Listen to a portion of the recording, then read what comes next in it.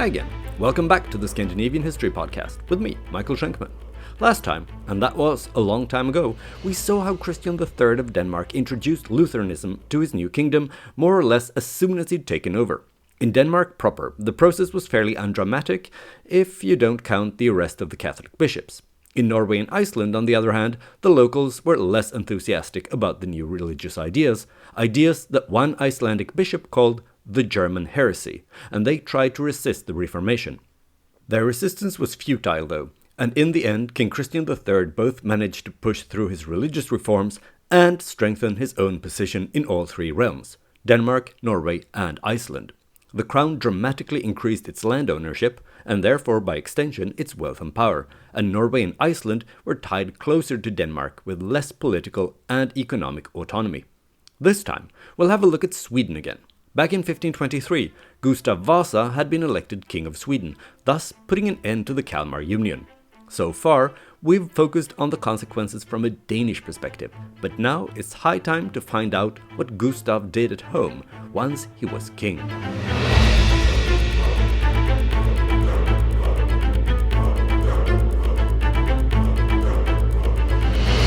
Episode 74, Sweden under new management.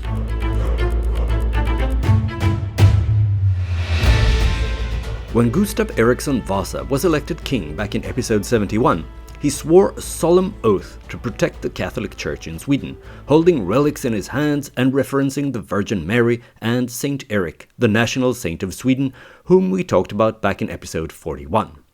It's more than likely that Gustav Vasa was religious and that he meant what he said when he swore that oath. But it's equally likely that he wasn't particularly knowledgeable or even interested in theology. The new king was probably well versed in biblical stories. At least he liked to compare himself to Moses, who led the Jews out of slavery in Egypt, making the Swedes the Jews, the Danes the Egyptians, and Christian II Pharaoh. But we have no indication that he was particularly interested in Martin Luther and his reformist message, even though he no doubt had heard about it, both in Germany and in Sweden, since Lutheranism had started to spread in Sweden at about the same time as it did so in Denmark. Just like everywhere else, the first people to adopt the Lutheran message were city dwellers, and in the Swedish case, the very first ones were German merchants living in Stockholm. Later, priests who'd studied abroad also started to bring home reformist ideas. At a certain point, Bishop Brask, yes, the one who saved his life at the Stockholm bloodbath with a note, was so worried about the inroads made by Lutheranism that he wanted to establish the Inquisition in Sweden. Yes, that Inquisition. But the Swedish Inquisition was never to be, and even though Gustav Vasa wasn't particularly interested in theology, it didn't take long for him to take an interest in Lutheranism. Unlike in Denmark, though, the reason for the king's interest wasn't primarily religious, but political. Already when he ascended the throne, Gustav Vasa was on collision course with the Pope, because Gustav Trolle, the archbishop who had technically initiated the Stockholm bloodbath, where Gustav's father had been one of the victims, was still considered to be the Archbishop of Sweden by the Pope. In reality, Trolle had fled the country and Gustav Vasa would have executed him as a traitor if he'd returned. So the king wanted a new archbishop, but the Pope refused to give him one, since from the papal perspective, Gustav Trolle should do. Then there was the issue of the king's enormous debt to Lübeck for helping him win the war against Denmark. He needed lots of money, fast, and the church was enormously wealthy. Traditionally, the wealth of the church would have been out of reach, but now all these Lutherans were preaching that the crown had the right to confiscate church property, and that was a tempting message to the cash-strapped Gustav Vasa. So already in 1524, the year after he became king and swore that solemn oath to uphold Catholicism in Sweden, Gustav Vasa appointed a Lutheran priest as secretary of the Council of the Realm. The priest was called Lars Andersson, or Laurentius Andrei as he preferred to be called now that he'd studied Latin and felt that he was too good to go by a simple peasant name. Andrei was tasked with convincing various religious orders and institutions to start forking over money and valuables to the crown. Through Laurentius Andrei, The king got to know another Lutheran priest with a pretentious Latinized name, namely a guy who called himself Olaus Petri, since Olav Pettersson wasn't good enough anymore. Olaus Petri was hired in an administrative position in Stockholm and eventually became the leading theologian of the Swedish Reformation. On February 11th, 1525, he got married in a ceremony conducted at St. Nicholas Church in central Stockholm, the most prominent church in the city, a stone's throw from the Stockholm castle. When Bishop Brask heard about this priest breaking his vows of celibacy and getting married in such a prime ecclesiastical location, the bishop freaked out. He wrote to the king complaining about this scandal, but Gustav Vasa didn't share his outrage. In his reply, the king noted that he saw no reason to punish a priest for getting married when so many of his colleagues lived in sin with mistresses without anyone batting an eyelid. This dismissive response should have freaked the bishop out even more, since it was an indication of the king's willingness to accept Lutheran ideas. It can certainly be seen as a sign of things to come. The following year, in 1526, a Swedish translation of the New Testament was published. Laurentius André, Olaus Petri, and a number of less-known priests had translated the text using Luther's German translation as a reference. Later, in 1541, the whole Bible was translated to Swedish, and just like in the Danish and Icelandic cases that I mentioned last time, this Bible became crucial for the development of a standardized Swedish grammar and spelling. The harvest that year was bad, and hunger gripped the population in early 1527. Pious Catholic elements blamed the crisis on the king's flirtation with Lutheranism, allowing blasphemous heresies to be preached in Sweden. Priests were pumping out this message to their congregants all over the country. The situation was volatile and dangerous, so when Gustav Vasa convened the Riksdag, that is, the legislative representatives of the estates in Västerås in early summer, he showed up with 250 soldiers and even some artillery pieces. He'd also asked selected noblemen to bring armed guards as well, hoping that a sufficient military presence would cool heated tempers and quite possibly persuade the Riksdag to vote the way the king wanted. And this particular Riksdag was going to be momentous. It was crucial for the king that the estates voted his way. Sunday, June 16th, 1527, 200 members of the Riksdag gathered in the Dominican monastery in Västerås. The castle, which would have been the obvious venue for this kind of meeting, was still too badly damaged after the War of Independence against Denmark. Laurentius André stood up and spoke on behalf of the king. He presented a litany of royal complaints. The king tried to do the best for the kingdom, but his work conditions were intolerable. The priests were lazy and negligent of their duties, and when the king tried to have them preach the pure word of God, they wanted to have him excommunicated. Under these circumstances, Gustav Vasa no longer wanted to be king. He was quitting. Unless, of course, the priests were willing to hand over money and lands to the crown, badly needed to run the country. If they did, and stopped preaching against him, he'd stay on as king. Bishop Brask, speaking for the clergy, replied that they most certainly weren't going to hand over any property to the crown. That would go against the will of the Holy Father, the Pope in Rome. Then the furious Gustav Vasa stood up and shouted that he didn't want to be king over this ungrateful people anymore, and that he'd leave the country and never return. He burst out crying and marched off to the castle in a huff. For 3 days he sat in the castle and sulked, refusing to return to the Riksdag. The estates begged him to come back and promised he'd get his way if he'd only stay on as king, or at least the 3 secular estates did. The clergy still wasn't willing to approve the wholesale confiscation of church property just to convince Gustav Vasa to keep his job. But since the 3 secular estates voted with the king, he got what he wanted. And yes, the Swedes had 4 estates, not 3: clergy, nobility, burghers, and peasants. On June 24th, the Riksdag granted the crown the right to confiscate property and surplus income belonging to the church. Since the crown decided what was surplus, the king could pretty much take whatever he wanted. The nobility even asked, and were granted, permission to reclaim properties donated by them to the church. Furthermore, the bishops lost their castles and had to reduce their military entourages. Convents and monasteries were to be administered by secular representatives of the nobility from now on. Beyond what was needed to keep the monks and nuns fed and clothed, all their incomes were appropriated by the crown. No new novices were to be accepted, and existing members could no longer be stopped if they wanted to leave. That meant that, just like in Denmark, all monastic orders would die out within a generation. The church also lost its right to have a separate legal system, where cases involving clergy were heard in front of courts made up of priests. When the decision was made and the Riksdag disbanded, it was clear that the clergy had suffered a stinging defeat. The financial independence of the church in Sweden was eradicated when its land and other assets were confiscated, making the clergy, even the bishops, dependent on salaries from the crown for their livelihood. Just imagine the humiliation. On the other hand, the nobility and the crown were the winners. Before June 1527, the crown had owned about 4.5% of all farms in the kingdom. After this Riksdag, known after the fact as the Reformation Riksdag, that share rose to 15%. Approximately 14,000 farms were confiscated by the king. Some 11,500 went to the crown, and the rest he kept for himself, padding his already considerable personal property portfolio. According to some estimates, the confiscation increased the crown's annual income by more than 20%.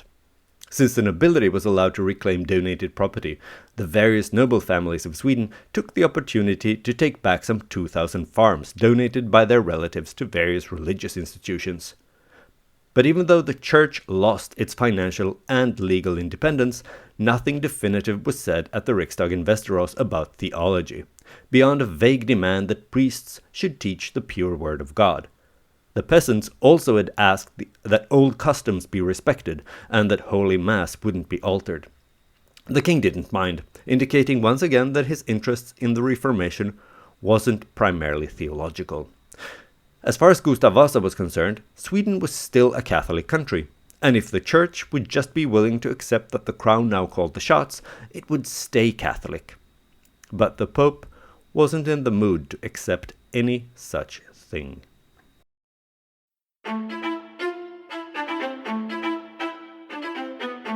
Following the Riksdag in Västerås, Bishop Brask left Sweden. So did Johannes Magnus, the guy Gustav Vasa had selected as Archbishop of Uppsala to replace the exiled Gustav Trolle. That became an issue in a few months later when Gustav Vasa wanted to be crowned. Even though he had been king for more than 4 years, he still hadn't had a coronation. That was a problem, since a coronation was the last step of becoming a real king, the ultimate sign that God himself approved of your royal status. Most new monarchs tried to get the coronation over and done with within a few months of ascending the throne, and Gustav Vasa had let years pass by already.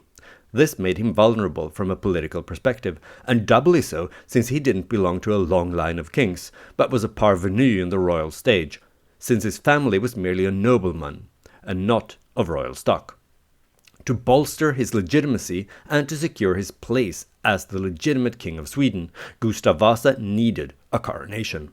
A proper coronation, with all the trappings, pomp and circumstance that such an event was supposed to display.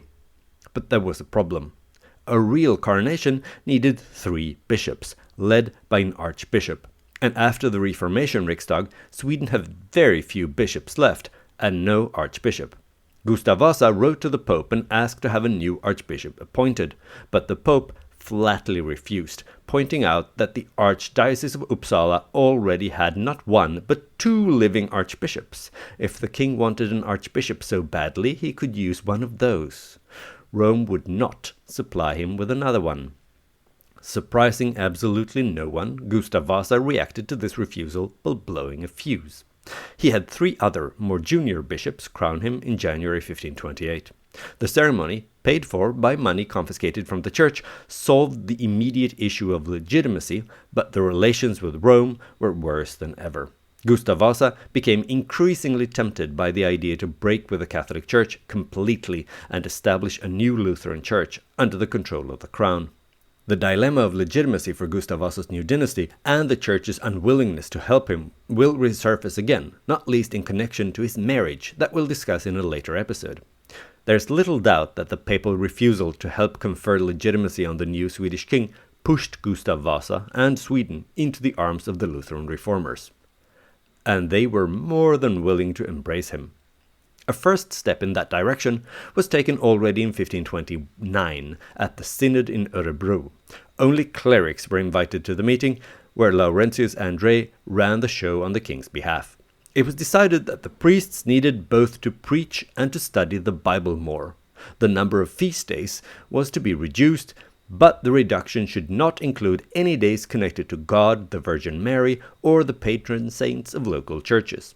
Finally, it was decided that the Mass shouldn't be altered, and various Catholic customs, such as the use of holy water, statues, and palm branches, should be allowed to continue. But they should be given a new Lutheran interpretation as mere symbols and not intrinsically holy. Among the Lutherans, there was frustration with the decisions of the Synod. They didn't think these steps were radical enough, and that they reflected too much deference to what they saw as outdated superstitions. This view was strong among several German merchants in Stockholm, and when one of their priests preached against the Synod and its modest reforms, he was arrested, and the Lutheran community in Stockholm was warned by the king to pipe down, or they would get a taste of that infamous Vasa wrath. But if some thought the changes didn't go far enough, there were others who felt they went far too far. Some priests, most notably from the abbey in Vadstena, founded by St. Bridget, whom we met back in episode 52, had travelled to Örebro thinking that the Synod had been called to put an end to the spread of Lutheranism in Sweden. They were dismayed by what they heard and what was decided at the Synod. And they weren't alone. In several locations around the country, unrest and even rebellions broke out when people learned about what had been decided and what was happening. We'll talk more about that next time. The king, however, didn't listen to those who complained, whatever the content of their complaint. Instead, he pushed ahead with his special brand of reformation. The truth is that up until 1536, what was happening in Sweden could be, and has been, described as Reformed Catholicism. But that year, another synod was held, this time in Uppsala, where the use of canon law, that is religious law, was abolished in Sweden, and the Swedish Church was declared independent from the Vatican. In the technical sense, this synod marks Sweden's definitive break with Rome and the wider Catholic world. After that, the changes in a more Lutheran direction came one after the other, and the Swedish Church was increasingly influenced by Lutheran churches in Germany. In 1544, a Lutheran Mass was introduced, and saying Mass for the dead was forbidden, since Lutheran doctrine teaches that you can't change your fate after death. So was the use of incense, dipping your fingers in holy water when entering a church, and the veneration of the consecrated host. Those who didn't accept these changes had to go into exile. But the Reformation in Sweden still wasn't as radical as it had been in Denmark. Several Catholic customs survived, such as several saints' days. Even though Swedes were no longer allowed to pray to saints or to venerate them, saints could still be respected and held in high regard as sources of inspiration for an exemplary Christian life. One of the people behind Sweden's turn in a more theologically Lutheran direction was Olaus Petri, the priest who had angered Bishop Brask by getting married. In 1531, he was appointed chancellor to the king. This was an enormously influential administrative position, which Olaus Petri was completely unsuited for. He was fired already 2 years later, which freed up a lot of his time to write various religious tracts and to translate the Old Testament into Swedish. He also wrote a chronicle of Swedish history. Unlike basically everyone else who sat down to write a chronicle at the time, Olaus Petri had the unique goal of actually describing the past as accurately as he possibly could, without nationalist propaganda and more or less subtle political messaging.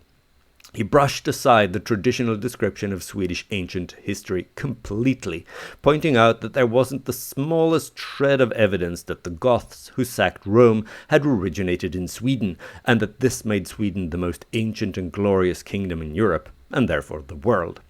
Nonsense, thought Olaus Petri, and didn't include it in his chronicle. Unfortunately for the reformer, King Gustav Vasa didn't share his enthusiasm for the truth over usefulness in historiography, so he had the manuscript seized and hidden away. Olaus Petri's chronicle wasn't actually published until 1818, almost 300 years after it had been written. And it wasn't just his ineptitude as a bureaucrat and his unfortunate passion for the truth that landed Olaus Petri in hot water as far as the king was concerned. The staunch Lutheran reformer also propagated for an independent church, unfettered both by Rome and the crown. Gustav Vasa didn't mind cutting the ties with Rome and was positively giddy about the prospect of confiscating all the wealth of the church, but he wasn't prepared to accept a Swedish church that operated independently of the crown, that is, of him. In 1539, Olaus Petri and Laurentius Andrei were both arrested and accused of various treasonous activities. On January 2nd, 1540, they were sentenced to death, but in the end they weren't executed. Instead, they had to pay heavy fines, which were covered for by their many supporters among the Swedish Lutherans. And that was fortunate, because unlike other, more skillful royal bureaucrats, Olaus Petri wasn't corrupt enough to have amassed any significant personal wealth to pay the fine. Even though they got to keep their lives, the two reformers would never again achieve the influence over national affairs they had had in the 1530s. But in the greater scheme of things, it didn't matter. They had sent Sweden along the path of Lutheran Reformation, and there was no turning back anymore. Or was there? In future episodes, we will look at attempts to turn back the tide of religious reform in Sweden. But for now, we'll continue to look at the Reformation in Gustav Vasa's realm. Since Finland was a part of Sweden in the 16th century, the king's program of reform also reached across the Gulf of Bothnia to the eastern half of the kingdom. The most prominent person in the Finnish Reformation was a priest called Mikael Agricola. Even though he was an early adopter of Lutheranism, he was more moderate in his approach than both Laurentius Andrei and Olaus Petri in Sweden proper, and therefore old traditions and customs survived even longer in Finland than they had done west of the Gulf. Agricola probably first came into contact with Lutheranism during his studies in Viborg, the Viborg in eastern Finland, not Denmark. It was most likely there he took the name Agricola as well, since he'd been born Mikael Olofsson. At the time Mikael Agricola studied in this eastern outpost of the Swedish kingdom, the city was ruled by a German count who was a Lutheran and who had introduced Lutheran services in Viborg. In 1528, Agricola moved to Turku, the administrative capital of Swedish Finland, as well as the see of the bishop. He became the secretary at the bishop's office, and later he was ordained a priest. In 1536, the bishop sent him to Wittenberg in Germany, where Agricola studied under Martin Luther himself, and when he returned to Finland 3 years later, he eventually ended up as the principal at the cathedral school in Turku. These were the years when the Reformation was taking off in Sweden, and Gustav Vasa was busy confiscating church property and concentrating power in his royal chancery. Even though he was a convinced Lutheran, it would seem that Mikael Agricola wasn't particularly keen on the king and his grabbing of money and power, because when he received an order to send talented young men to Stockholm to work in the royal bureaucracy, he ignored it. The following year, the order was repeated, but this time in a much more threatening tone, something that was very on brand for Gustav Vasa, who didn't hesitate to berate and threaten employees, underlings and subjects when they didn't do what he wanted. A few years later, Gustav Vasa ordered Agricola to retire, but he can't have been too displeased with the Finnish reformer, because 6 years later, in 1554, the king brought him out of retirement and made him the Bishop of Turku, the first Lutheran bishop in Finland. We don't know if Mikael Agricola's mother tongue was Swedish or Finnish. On the one hand, he was born in a predominantly Swedish-speaking part of the country and into a better-off family, which, as a class, tended to be Swedish-speaking. But even if he was a native Swedish speaker, he must also have spoken Finnish quite well, because he set himself the goal of translating at least the New Testament into Finnish. The centrality of the biblical text and its message was a crucial part of the Lutheran Reformation, and that's why it was so important to translate the Bible to the local vernacular. But before Agricola could get to work, he had to lay some foundations. Up until that time, there was no standard for Finnish grammar or spelling at all, so he had to start by writing another book called ABC-kirja, or the ABC book, which was both an introduction to reading Finnish and a catechism. He then set out to translate the New Testament, and when his translation, Se Uusi Testamenti, eventually was ready in 1548, it became the foundational document of written Finnish, earning Agricola the title the father of literary Finnish. Another indication that Gustav Vasa trusted Agricola was the fact that the bishop was appointed to participate in a diplomatic mission to Russia in 1557. Sweden had been involved in a war with Russia since 1554, and now it was time to wrap it up. The relations between Russia and Sweden had been tense, and the Tsar, Ivan IV, aka the Terrible, refused to negotiate with the Swedish diplomats in person because they represented an elected king, Gustav Vasa, whom Tsar Ivan felt was below him in rank as the Tsar of Russia.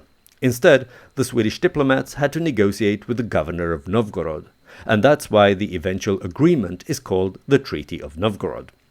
The treaty included a 40-year-long truce between the two countries and some other provisions, but there's no point in getting into the finer details because, as we'll see in an episode in the not-too-distant future, the truce will not survive the stipulated 40 years. The only reason I bring up the treaty at all is that on the way back home from Russia on April 9th, 1557, Bishop Agricola suddenly fell ill and died. He was brought to Viborg, where he was most likely buried, but unfortunately the exact location of his grave is unknown. Since April 9th also happens to be the birthday of Elias Lönnrot, the poet and philologist who put together the Finnish national epic Kalevala in the 19th century, the day is nowadays celebrated as the Day of the Finnish Language. But that's the topic for another day. It would be almost impossible to summarize the impact of the Reformation on Scandinavian society. Clearly, this is one of the most important watershed moments of history, on par with the introduction of Christianity some 500 years before.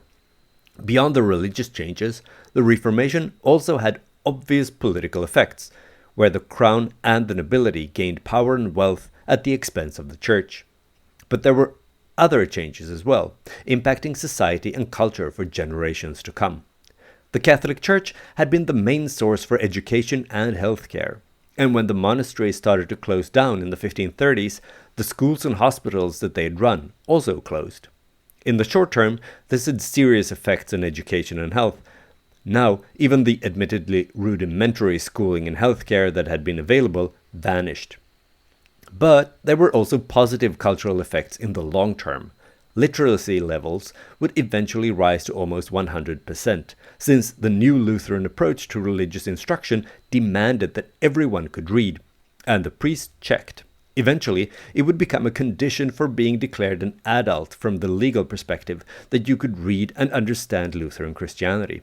If you failed to convince the local parish priest that you could read, you wouldn't be able to marry or own property. As I've mentioned on numerous occasions already, the translation of the Bible and other religious texts to the local Scandinavian languages led to standardization of grammar and spelling, and also functioned as a boost to writing in the local languages in general. Of course, it also meant that the process of the Scandinavian languages developing in diverging directions also accelerated. Beyond these general developments, when comparing the Reformation in Denmark and Sweden, a few key aspects stand out. Even though the church was fleeced in both Scandinavian kingdoms and emerged from the process weaker and poorer, the Swedish church still managed to hang on to more land and retain more of its autonomy. That's because in Sweden, the new administrative model was based on the traditional Catholic one, with relatively autonomous bishops, and the church was more decentralized, whereas the Danish church was more or less ruled directly from the king's chancery. The church in Sweden also kept many more Catholic customs and traditions. Much of the old splendor remained in terms of Mass and the physical churches, at least to begin with. And the apostolic succession was also retained, which was important for the legitimacy of the Reformation in the eyes of some people. Many private lingering Catholic habits were also tolerated as long as they were kept discreet and not in public. Much of this was because Gustav Vasa's primary interest in the Reformation was financial and political, and not religious. He just wanted the church's money so he could pay his debts to Lübeck. It's one of Scandinavian history's big ifs. What would have happened if the church had been more yielding to Gustav Vasa's demands and handed over money and appointed a new archbishop when he demanded it? Maybe he wouldn't have gone down the Lutheran path at all, and Sweden might have remained Catholic. The Danish king Christian III, on the other hand, was a convinced Lutheran and wanted a theological change in addition to the political and economic benefits of the Lutheran program of reform. Still, even though the Reformation in Sweden was less radical and the introduction of strict Lutheranism would take generations, there was still widespread disapproval of the changes among the peasants. I mentioned it in passing already today, and next time we'll take a closer look at exactly how widespread that disapproval was and to what lengths people were willing to go in order to stop Gustav Vasa's reforms. I hope you enjoyed this episode of the Scandinavian History Podcast. If you did, why not spread the word wherever you congregate with others who are also into Scandinavian history? Also, please consider leaving a stellar review, or at least 5 stars, on Apple Podcasts or Spotify. This is an excellent way to attract new listeners and to support the show. Another good way to support the show is to purchase some Scandinavian history-themed merch in the Scandinavian History Podcast webshop. I especially recommend something from the Odin's Lifehack collection. It's a line of merch with quotes from Havamal, accredited to the King of the Gods. You can get t-shirts, mugs, tote bags, and many other items with nuggets of Scandinavian wisdom, such as "Wake up early if you want another man's land or life," "Only fools hope to live forever by avoiding enemies," or "Speak useful words or be silent." Links to these amazing products and more can be found on the Scandinavian History Podcast Facebook page or on Twitter. If you haven't already, then please go to facebook.com/Scandinavian History Podcast. Like and follow the page if you want to shop or if you just crave more content, at least vaguely related to Scandinavian history. Via the Facebook page, you can also send me questions or angry messages about things I've said or not said on the show. If you prefer Twitter, then you can follow me and send me messages at Schenkman. That's SHAINKMAN.